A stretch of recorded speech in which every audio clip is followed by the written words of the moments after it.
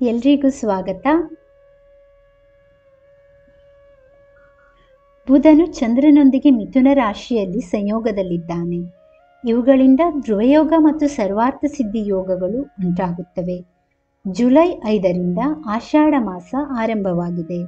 ಆಷಾಢ ಅಮಾವಾಸ್ಯೆಯ ಸಮಯದಲ್ಲಿ ಬುಧನು ಚಂದ್ರನೊಂದಿಗೆ ಮಿಥುನ ರಾಶಿಯಲ್ಲಿ ಸಂಯೋಗದಲ್ಲಿದ್ದಾನೆ. ಇದಲ್ಲದೆ ಅತ್ಯಂತ ಶಕ್ತಿಶಾಲಿ ಗ್ರಹಗಳು ನಕ್ಷತ್ರವನ್ನು ಸಾಗಿಸುತ್ತವೆ.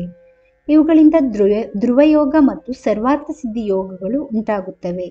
ಇವೆರಡರ ಜೊತೆಗೆ ಆರುದ್ರಾ ನಕ್ಷತ್ರದಲ್ಲಿ ಕೆಲವು ಗ್ರಹಗಳ ಸಂಯೋಗವಿದೆ.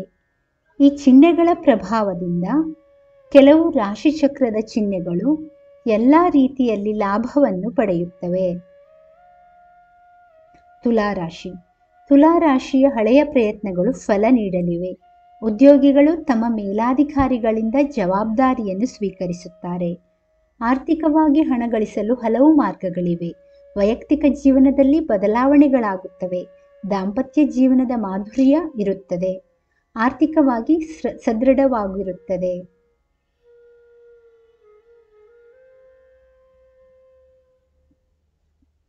ಸಿಂಹರಾಶಿ. ಸಿಂಹರಾಶಿಯವರು ಮನಸ್ಸು ಮಾಡುವ ಯಾವುದೇ ಕಾರ್ಯವನ್ನು ಅದೃಷ್ಟದಿಂದ ಯಶಸ್ವಿಯಾಗಿ ಪೂರ್ಣಗೊಳ್ಳುತ್ತದೆ. ಉದ್ಯೋಗಿಗಳಿಗೆ ಬಡ್ತಿ ಇದೆ. ಹೊಸ ವ್ಯವಹಾರಗಳಲ್ಲಿ ಹೂಡಿಕೆ ಮಾಡುವವರಿಗೆ ಈ ಸಮಯ ತುಂಬ ಅನುಕೂಲಕರವಾಗಿದೆ. ಸಮಾಜದಲ್ಲಿ ಖ್ಯಾತಿಯ ಜೊತೆಗೆ ಹೊಸ ಸ್ನೇಹಿತರ ಪರಿಚಯವಾಗುತ್ತದೆ.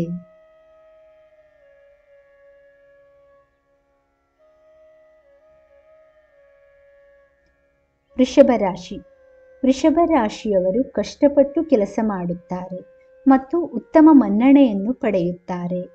ಕಷ್ಟಕರವಾದ ಕೆಲಸಗಳಲ್ಲಿಯೂ ಅವರು ಸುಲಭವಾಗಿ ಯಶಸ್ವಿಯಾಗುತ್ತಾರೆ. ಹೊಸ ಆದಾಯದ ಮೂಲಗಳು ಲಭ್ಯವಾಗಲಿವೆ. ಬಂದ ಹಣದಿಂದ ಹೂಡಿಕೆ ಮಾಡಲಾಗುತ್ತದೆ. ವೈಯಕ್ತಿಕ ಜೀವನ ತುಂಬ ಸಂತೋಷದಿಂದ ಕೂಡಿರುತ್ತದೆ. ಅವರು ಮಾನಸಿಕವಾಗಿ ಉಲ್ಲಾಸದಿಂದಿರುತ್ತಾರೆ. ಅನಾರೋಗ್ಯ ಸಮಸ್ಯೆಗಳು ದೂರವಾಗುತ್ತವೆ. ಹಿಂದೆ ಆರಂಭಿಸಿದ ಕೆಲಸಗಳನ್ನು ಮುಗಿಸುವ ಸಾಮರ್ಥ್ಯ ಕುಂಠಿತವಾಗುತ್ತದೆ.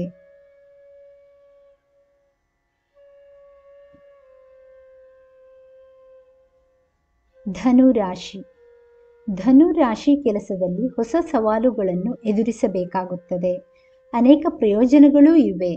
ಅವರು ಉತ್ತಮ ವೃತ್ತಿ ಜೀವನವನ್ನು ಹೊಂದಲು ಮತ್ತು ಹಣವನ್ನು ಉಳಿಸಲು ಗಮನ ಹರಿಸುತ್ತಾರೆ. ವೆಚ್ಚಗಳು ಕಡಿಮೆಯಾಗುತ್ತವೆ ಮತ್ತು ಹೂಡಿಕೆಗಳನ್ನು ಮಾಡಲಾಗುತ್ತದೆ. ಅವೆಲ್ಲವೂ ಲಾಭದಾಯಕವಾಗಿರುತ್ತವೆ ಮತ್ತು ನಿಮಗೆ ಆದಾಯವನ್ನು ಉಂಟುಮಾಡುತ್ತವೆ.